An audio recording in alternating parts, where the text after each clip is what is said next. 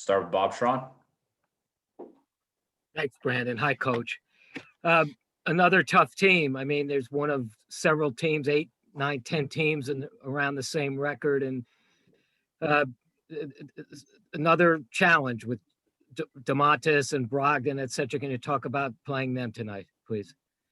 Super physical, really well coached.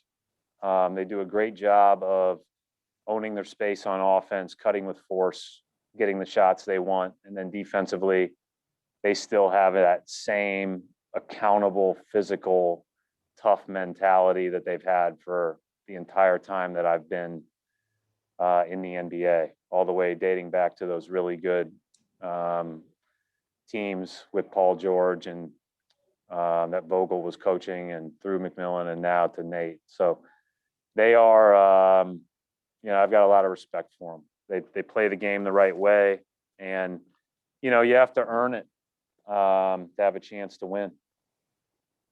Jeremiah Johnson.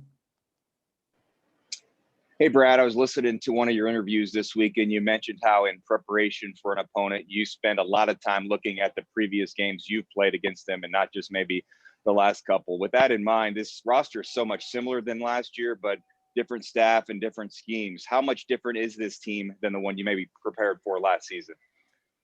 Yeah, I think Jeremiah, because we played them already, I think that they're a combination of last year's Pacers with all the great qualities of that team, with a little bit of the Toronto flavor where Nate came from, and obviously they run some of that stuff, all the staggers, the double drags to staggers, all the different ATOs that they run. There's a lot of similarities there, and then there's obviously a lot that he sprinkled in from his own stuff. And so they have a great combination of things. I think they've done a really good job with this team, especially all things considered when you consider the trade and LeVert not being available. When LeVert becomes available for them, just gives them a whole nother dimension. And obviously Warren's health. Obviously when we played them, they had Oladipo and Warren. So it's a little bit different, but it's, the hub of the whole thing to me has always been Sabonis. And that hasn't changed in the last couple of years. Like, he's the guy they play through, make decisions with. Brogdon's obviously had a terrific year as well, but Sabonis in the middle of the floor and his passing ability, scoring ability, and just generally controlling the game, is really, really good. John Krause. Hey, Brad. I'll give credit to Scal for coming up with the stat that you guys are only averaging 2 secondary assists, the hockey assists per game. What do you have to do to get that ball moving? Yeah, Scal actually asked me that the other day on the NBC broadcast, so we should have tuned in. And maybe next time you'll have your TV on, John, and listen to the Scal and Brad pregame interview. We have to. We know that that's something that we have to be better with. We have a lot of guys whose best thing they do is score with the ball.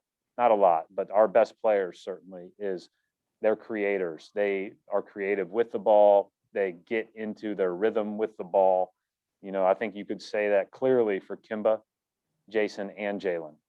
And so one of the things that obviously we have to do more of is cut, so that we generate more paint threats through that and then read whatever help comes. And then secondly, I think we just need to continue to find more creative ways for others to break the defense down as well. I actually feel like we've done a better job, with the exception maybe of that small stint in the New Orleans game, of making the quick decision, the right read. Obviously not great in Atlanta, but for the most part of the last week, 10 days, dating back to that Toronto game at home. But I think that it is something where multiple creators, multiple paint attacks is how you get hockey assists. And so we have to have other guys that are aggressive too, and catching, driving, catching, making a play, not catching, backing it out and playing hot potato with it. I think that's one of our things right now is we got to find other ways to create besides just those three guys with the ball.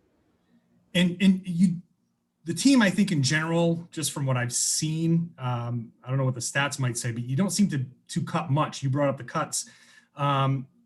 Is that a function of not enough practice time? Is that a function of guys in their skill set? They're better off standing in the corner and they feel more comfortable standing in the corner?